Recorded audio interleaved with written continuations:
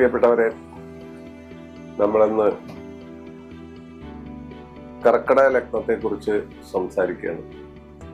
ഈ കർക്കിടക ലഗ്നം, മേടലഗ്നം, മിഥുന ലഗ്നം എന്നൊക്കെ പറഞ്ഞാൽ ആ ലഗ്നത്തിൽ ജനിച്ച ആളുകള് അവർക്ക് 12 ഭാവങ്ങളിൽ ഉണ്ടാകുന്ന അവസ്ഥകൾ, അവരുടെ സ്വഭാവവിശേഷമാണ് പറയുന്നത്.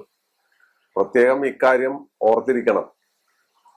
അത് ഓർക്കാതെ നമ്മൾ ഈ എപ്പിസോഡുകൾ കണ്ടാൽ വേറെ വല്ലതൊക്കെ ആയിപ്പോവും. അപ്പൊ കർക്കിടകം എന്ന് കേൾക്കുന്നത് തന്നെ നമുക്കൊരു ബുദ്ധിമുട്ടുള്ള കാര്യമായിരുന്നു പണ്ട് കാലത്ത്. പഞ്ഞമാസം ആണ്. മുഹൂർത്തങ്ങളൊന്നുമില്ല. കർക്കിടകത്തിൽ കല്യാണവും ഇല്ല, മുഹൂർത്തവും ഇല്ല, ഒന്നുമില്ല. ആകെ ഉള്ളത് രാമായണ മാസാചരണം. അപ്പോ രാമായണത്തിനെ കുറിച്ചും പുരാണ പാരായണങ്ങളെ കുറിച്ചുള്ള ധ്വനികളായിരിക്കും നമ്മുടെ നാട്ടില് വരുന്നത്. പൊതുവിൽ കർക്കിടകം പഞ്ഞമാസമൊന്നുമല്ല. ഇപ്പൊ പഞ്ഞമാസമൊന്നുമല്ല. പണ്ടത്തെ കാലാവസ്ഥ അനുസരിച്ച് മഴയും വെള്ളവും മലവെള്ളവും മനുഷ്യനിർമ്മിത മലവെള്ളവും എല്ലാം ഉണ്ടായിരുന്ന ഈ കാലഘട്ടത്തിൽ കർക്കിടകത്തിന് അങ്ങനെ ഒരു ശാപം കിട്ടിപ്പോയി. അത് പഞ്ഞമാസമാണ്, കഷ്ടപ്പാടാണ്, ദുരിതമാണ്, ആളുകൾക്കാർക്കും പണിയില്ല, സകല സ്ഥലത്തും എല്ലാത്തിനും ക്ഷാമമാണ്. പറമ്പിലുള്ള വല്ല ചേമ്പോ കപ്പയോ മറ്റു സംഗതികളെല്ലാം പറിച്ച് പുഴുങ്ങി തിന്നൊക്കെയാണ് അന്ന് ആള് ജീവിച്ചിരുന്നത്. ഇന്നിപ്പോ അതൊക്കെ മാറിപ്പോയി. ഇന്നിപ്പോ പൊട്ടറ്റോ ചിപ്സും ന്യൂഡിൽസും കുഴിമാന്തിയും ഒക്കെ ആയിട്ട് കർക്കിടക മാസം തകർക്കുകയാണ്. തന്നെയല്ല, ചിലപ്പോ പ്രകൃതി പോലും കർക്കിടക മാസത്തിൽ മഴ പെയ്യാതെ നിന്നുകളെ. കർക്കിടവാവിന്റെ അന്ന് മഴ പെയ്യാത്ത പല കർക്കിടവാവുകളും കണ്ടിട്ടുണ്ട്. കർക്കിടവാവിനാണ് കടല് കോപിക്കുന്നതും മഴ ശക്തിപ്പെടുന്നതും പല അപകടങ്ങളും പലതരത്തിലുണ്ടാകുന്നു. ഇതൊന്നുമില്ലാതെ തീ വെയിൽ പെയ്യുന്ന സമയങ്ങളും നമ്മൾ കണ്ടിട്ടുണ്ട്. അപ്പൊ പ്രകൃതിയുടെ ആ ഒരു വ്യത്യാസമാണ് കാണിക്കുന്നത്. അപ്പൊ കർക്കിടകമെന്നോ മേടമെന്നോ ചിങ്ങെന്നോ ഇടവെന്നോ ഒന്നും ഇപ്പൊ പ്രശ്നമില്ല. എല്ലാ മാസങ്ങളും ഒരുപോലെ കടന്നു പോകുന്നു. പക്ഷെ കർക്കിടകത്തെ കുറിച്ച് ഇങ്ങനെ ഒരു ആക്ഷേപം ആളുകൾ പറയും. ആ മാസത്തിന് ഒരു കാര്യവും നടത്താറില്ല. പഞ്ഞമാസമാണ്. ചിങ്ങം വെളുക്കട്ടെ എന്നിട്ടാവാം. കല്യാണമാണെങ്കിലും ചിങ്ങം പിറന്നിട്ടാവാം, ചിങ്ങം വെളുത്തിട്ടാവാം എന്നായിരിക്കും പറയുന്നത്. അപ്പൊ കർക്കിടക ലഗ്നത്തെ കുറിച്ച് പറയുമ്പോ ഇതൊരു സൂചന മാത്രമാണ് ഈ പറഞ്ഞത്. അപ്പൊ കർക്കിടക ലഗ്നം എന്ന് പറഞ്ഞാൽ ചന്ദ്രന്റെ ക്ഷേത്രമാണത്.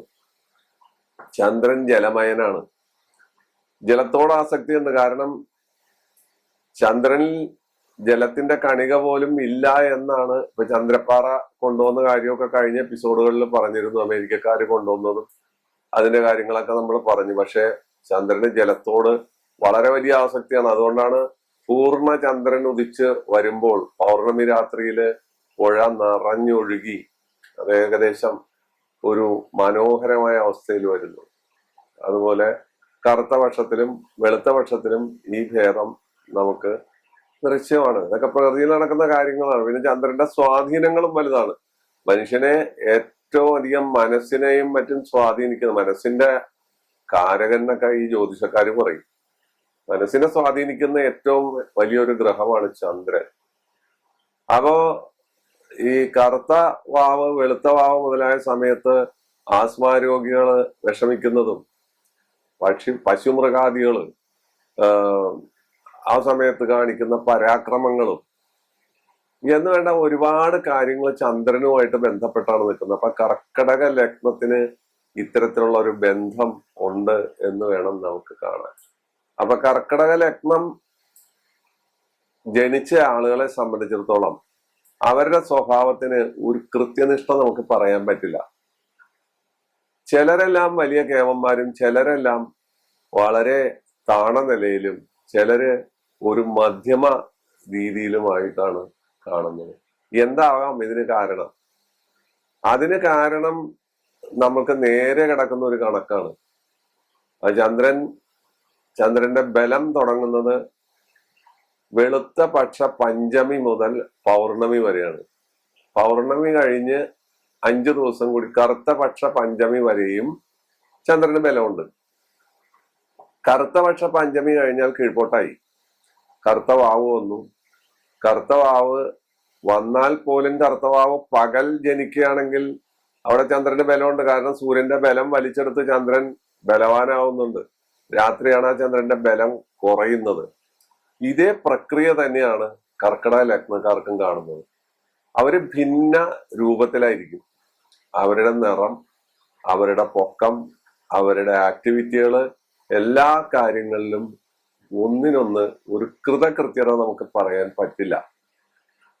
കർക്കിടക ലഗ്നം ജനിച്ച എ എപ്രകാരമാണോ അപ്രകാരമായിരിക്കില്ല ബിയുടെ സ്വഭാവമായിരിക്കില്ല സിക്ക്.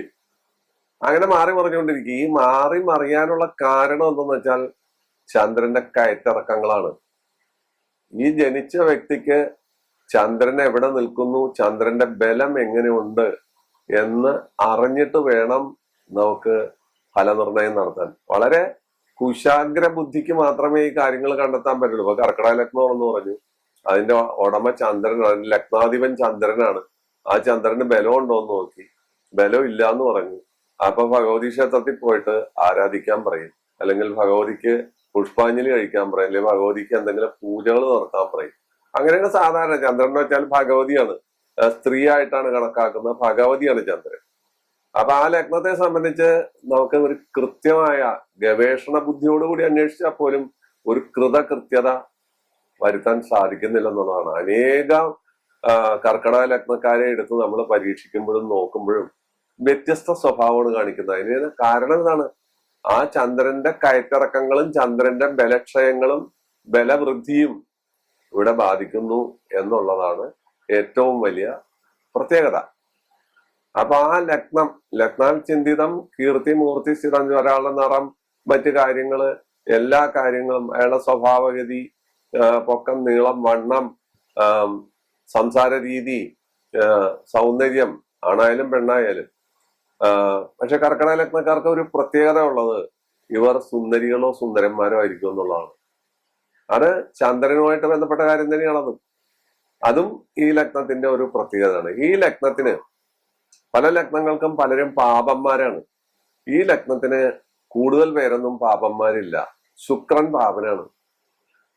കാരണം 11ാം ഭാവാധിപത്യം. 11ാം ഭാവാധിപത്യം കൊണ്ട് ശുക്രൻ കൊടിയ പാപനാണ്. ആ ലഗ്നത്തിന് ശുക്രൻ ഗുണം തരുന്നില്ല. കർക്കിടക ലഗ്നക്കാര് ആരാധിക്കേണ്ട ദൈവം ഏതാണ്? അതും നമുക്ക് നോക്കാം. 5ാം ഭാവം കൊണ്ട് നമ്മൾ നോക്കുമ്പോ സുബ്രഹ്മണ്യൻ, ഭഗവതി. പിന്നെ 9ാം ഭാവം കൊണ്ട് നമ്മൾ നോക്കുമ്പോ മഹാവിഷ്ണു, ഗുരുവായൂരപ്പൻ. ഇതാണ് ഇവരുടെ ആരാധന മൂർത്തികൾ. ഇവരെ കൊണ്ടാണ് ഇവർക്ക് ഗുണം കിട്ടുക.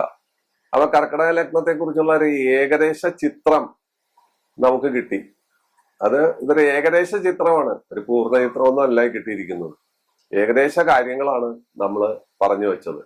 ഇനി കർക്കിടക ലഗ്നത്തിന്റെ 2ാം ഭാവം ചിങ്ങമാണ്. ചിങ്ങം സൂര്യന്റെ ക്ഷേത്രമാണ്. അങ്ങനെ കർക്കിടക ലഗ്നം ജനിക്കുന്ന ആളുകൾക്ക് ചിങ്ങം 2ാം ഭാവമായി വരുന്നത് കൊണ്ട് അവര് പരാക്രമികളും ധനസമ്പാദന വിഷയത്തിൽ വളരെ മിടുക്കന്മാരും അവർക്ക് കർശന സ്വഭാവമുള്ളവരും അവര് ജനങ്ങളുടെ ഇടയിൽ പ്രവർത്തിക്കുന്ന ആളുകളും ഉദ്യോഗം ഭരിക്കുന്നവരുമായിരിക്കും.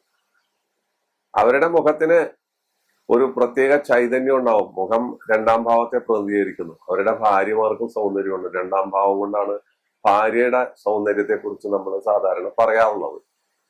അപ്പോ അതാണ് കർക്കിടക ലഗ്നത്തിന്റെ 2ാം ഭാവം ചിങ്ങമായി വന്നാലുള്ള ഫലം. കർക്കിടക ലഗ്നത്തിന്റെ 3ാം ഭാവം കന്നിയാണ്. കന്നി ബുധന്റെ ക്ഷേത്രമാണ്.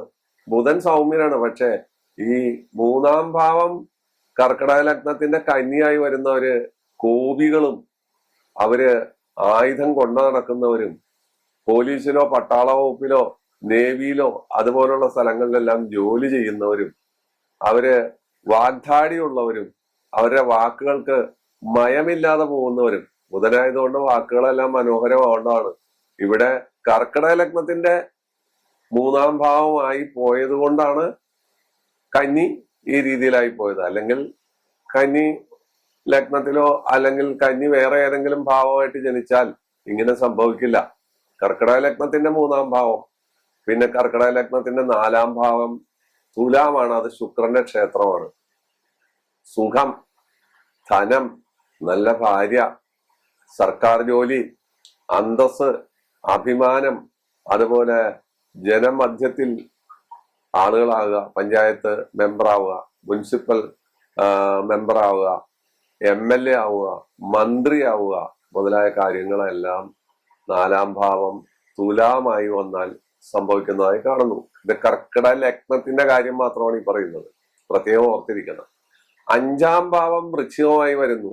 അപ്പൊ 5-ാം ഭാവത്തിന് പുത്രസ്ഥാനം എന്നുള്ള സ്ഥാനമുണ്ട്, ഒരു പരിധി വരെ മനസ്സുണ്ട്, ഇങ്ങനെ ഒരുപാട് കാര്യങ്ങളുണ്ട്. അഞ്ചാം ഭാവം എന്ന് പറഞ്ഞാൽ സന്താന ജനനം, അത് ആൺകുട്ടികളുണ്ടാകാം പ്രത്യേകിച്ച്. അതുപോലെ മാന്യത, ഐശ്വര്യം, ധനം, പ്രതാപം, എന്നാൽ മനസ്സിനുള്ളിൽ പകയും വിദ്വേഷവും സൂക്ഷിക്കുക മുതലായ കാര്യങ്ങളാണ് 5-ാം ഭാവം കർക്കടക ലഗ്നത്തിന്റെ വൃശ്ചികമായി വരുമ്പോൾ ഉണ്ടാകുന്ന അവസ്ഥ. ആ വൃശ്ചികത്തിന്റെ സ്വഭാവങ്ങൾ സമ്മിശ്രമായി അവിടെ വരുന്നു. ഇനി ധനുവാണ് വൃശ്ചികത്തിന്റെ 6-ാം ഭാവം. അത് വ്യാഴത്തിന്റെ ക്ഷേത്രം. മത്സരം, എവിടെയും അവര് മത്സരിക്കാൻ തയ്യാറായി വരും. ബോധവും വെളിവൊന്നും ഉണ്ടാവില്ല, എവിടെയും കയറി വീഴും. ചതി, വഞ്ചന, ധനാപഹരണം, അതുപോലെ ക്ഷേത്ര സ്വത്തുക്കൾ കൊള്ളയടിക്കുക, ഇതുപോലുള്ള അനേകം കാര്യങ്ങൾ വ്യാഴത്തിന്റെ ക്ഷേത്രമായ ധനു 6-ാം ഭാവമായി വരുമ്പോൾ സംഭവിക്കാറുണ്ട്. അത് അതിൻ്റെതായ ഒരു പ്രത്യേകതയാണ്. അത് നമ്മളിങ്ങനെ നോക്കുമ്പോ ഇതെങ്ങനെ സംഭവിക്കുന്നു എന്ന് ചോദിച്ചാൽ, അതാണ് ആ ലഗ്നത്തിന് 6-ാം ഭാവമായി വന്നാലുള്ള, 6-ാം ഭാവം ശത്രുസ്ഥാനമാണ്, സുഖസ്ഥാനമാണ്, മറ്റ് രോഗസ്ഥാനമാണ്. ഇങ്ങനെ പല കാര്യങ്ങളുണ്ട്. ഈ വക പല കാര്യങ്ങൾക്കും ഭംഗം വരുന്നു എന്ന് നമുക്ക് കാണാം. പിന്നെ 7-ാം ഭാവം മകരമാണ്. അത് മകരം ശനിയുടെ ക്ഷേത്രമാണ്. മടി, അലസത, അഹങ്കാരിയായ ഭാര്യ, അഹങ്കാരിയായ ഭർത്താവ്, ഭാര്യയ്ക്കാണെങ്കിൽ അഹങ്കാരമുള്ള ഭർത്താവ്, അതുപോലെ അന്യധനം ആഗ്രഹിക്കുക, പരധനം കിട്ടാനായി കേസ് വഴക്കുകൾ നടത്തുക, പുരാതനമായ വീടുകളിൽ താമസിക്കുക, അതുപോലെ വിഷ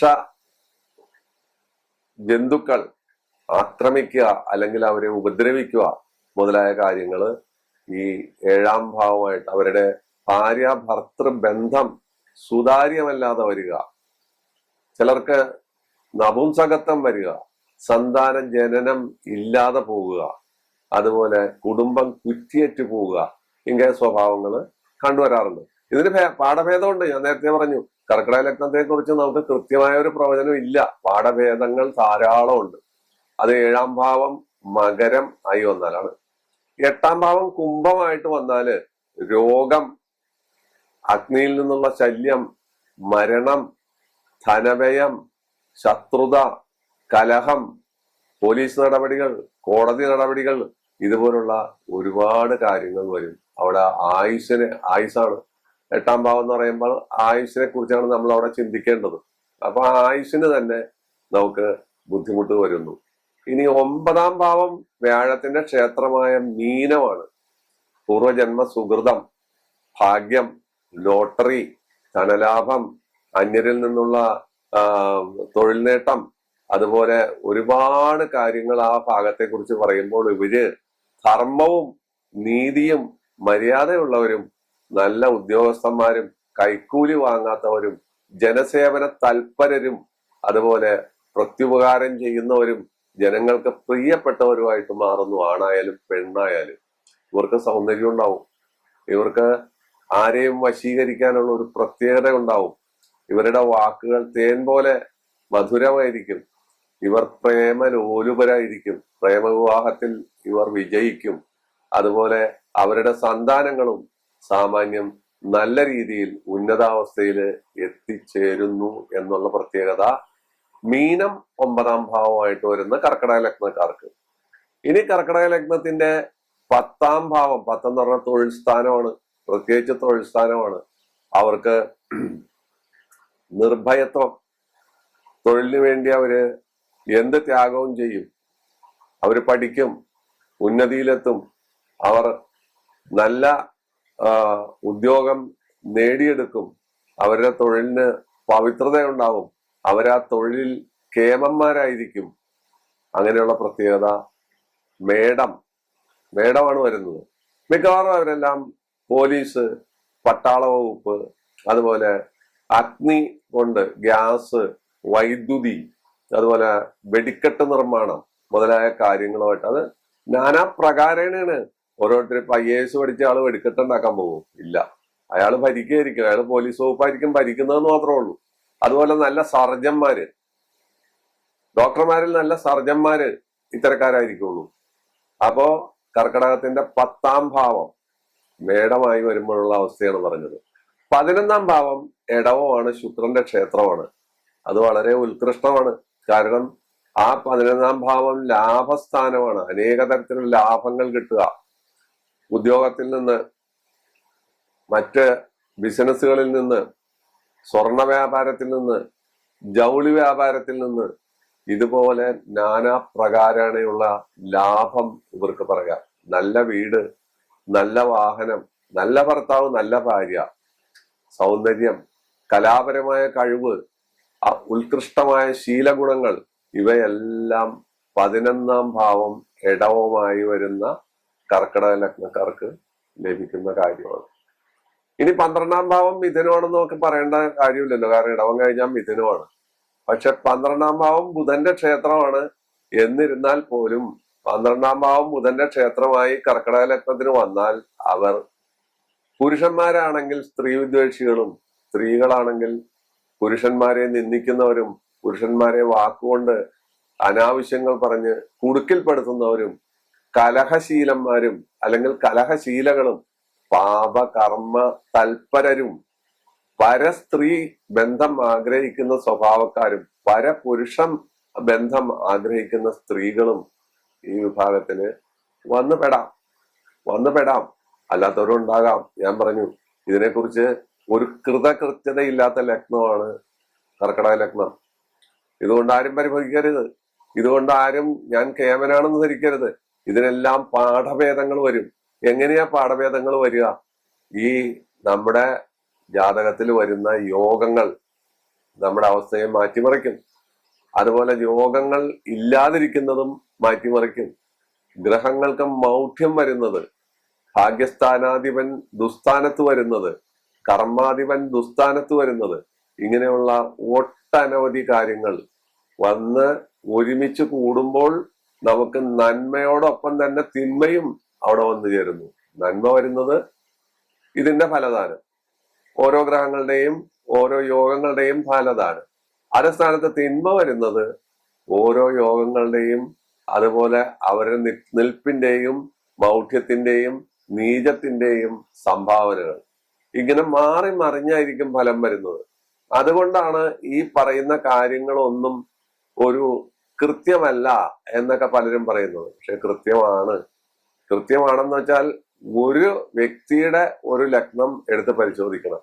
ഇപ്പൊ ഇന്ത്യയില് 120-130 കോടി ജനങ്ങൾക്കുള്ള എല്ലാവർക്കും ലഗ്നമുണ്ട്. ആ ലഗ്നത്തിനെല്ലാം ഒരേ ഫലം വരണം എന്ന് പറഞ്ഞാൽ സാധ്യമായ കാര്യമല്ല. പല പത്രമാസികളില് നമ്മുടെ ജ്യോതിഷ പങ്ക്തി ഉണ്ടല്ലോ, വാരഫല പ്രവചനം. നമ്മളൊരു 5 വാരഫല പ്രവചനം എടുത്ത് വായിച്ചു നോക്കിയാൽ 10 തരത്തിലായിരിക്കും. അപ്പോ എന്നതുപോലെ വരും. അത് വരുന്നതിന് കാരണം എന്താ വെച്ചാൽ ഇത് അരിമ്പ് കൂടുതലിട്ട് വെടിവെക്കുന്ന ഒരു പരിപാടിയാണ്.